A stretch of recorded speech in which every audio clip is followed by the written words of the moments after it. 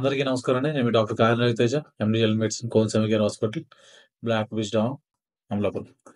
So, ఈరోజు చాలా మంది నా పేషెంట్స్ కూడా sir please do informative video regarding post covid vaccination అని చెప్పి అడిగారండి. ఈ పోస్ట్ కోవిడ్ వ్యాక్సినేషన్ వల్ల వచ్చే సైడ్ ఎఫెక్ట్స్ కానీ, దానివల్ల వచ్చే ప్రాబ్లమ్స్ కానీ ఏవైతే ఉన్నాయో దాని మీద డిస్కస్ చేసుకుందాం. So, first thing, Covid vaccine చాలా ఉన్నాయండి. మన ఇండియాలో ఎక్కువ కోవాక్సిన్ వాడాం, కోవిషీల్డ్ వాడాం.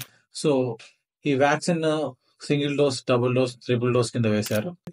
ఇప్పుడు దాని రిలేటెడ్ కొన్ని సైడ్ ఎఫెక్ట్స్ అన్ని చాలా వరకు మనకి ఆన్ ది పేపర్ రికార్డ్ చేసి డాక్యుమెంటేషన్ చేశారండి. దాంట్లో మీకు ఒకటి వివరిస్తాను. సో, ఫస్ట్ థింగ్, ఎప్పుడు కూడా మోస్ట్ కామన్‌గా చాలా మంది పోస్ట్ కోవిడ్ వ్యాక్సినేషన్ తర్వాత చాలా మందికి అలర్జిక్ రియాక్షన్స్ రావడం మొదలుపెట్టినాయండి. కొంతమంది పీపుల్‌లో ఈ స్కిన్ మీద ఎరిథిమా, ర్యాషెస్ కానీ, స్కిన్ ఎలర్జీస్ కానీ డెవలప్ అయినాయి చాలా మందికి. అవి అక్యూట్ ఉన్నాయి. కొంతమంది అలాగే లాంగ్ టర్మ్‌లో కూడా ఆ స్కిన్ ఎలర్జీస్ గాని, స్కిన్ ర్యాషెస్ ఉండిపోయినాయండి. First thing. రెండోది, చాలా మందికి బాడీ పెయిన్స్ ఉన్నాయండి. ఎందుకంటే ఇమ్యూన్ మీడియేటెడ్ ట్రిగర్స్ వల్ల ఈ బాడీ పెయిన్స్ అన్నీ కూడా చాలా మందికి అలాగే సైడ్ ఎఫెక్ట్స్‌లా చూపించినాయి.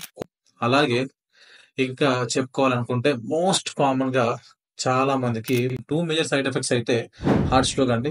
పోస్ట్ కోవిడ్ వ్యాక్సినేషన్ తర్వాత చిన్న పిల్లల కాడ నుంచి పెద్ద పిల్లల దాకా ఎవరైతే మన 18 ఇయర్స్ నుంచి అబోవ్ 30-35-50 ఇయర్స్ దాకా అయితే వ్యాక్సినేషన్ అయితే వేయించుకున్నారో అందరూ కూడా సీరియస్ కార్డియాక్ అరెస్ట్‌లు, పెరికార్డైటిస్‌లు, అలాగే హై బీపీస్, అలాగే ఎరిథ్మియాస్ అని కూడా చాలా ఎక్కువ రికార్డ్ చేయడం జరిగింది. సో, ఇయన్నీ కూడా చాలా మందికి ఉన్న తరుణంలో మాక్సిమం అందరూ కూడా వ్యాక్సినేషన్ చేయించుకున్నారు. సో, సరైన కన్సల్టేషన్ ద్వారా ఈ సైడ్ ఎఫెక్ట్స్ అన్నీ కూడా మనం అండర్‌గో చేయొచ్చండి. They are treatable and curable.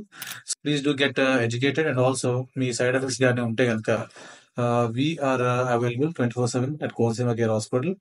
Thank you.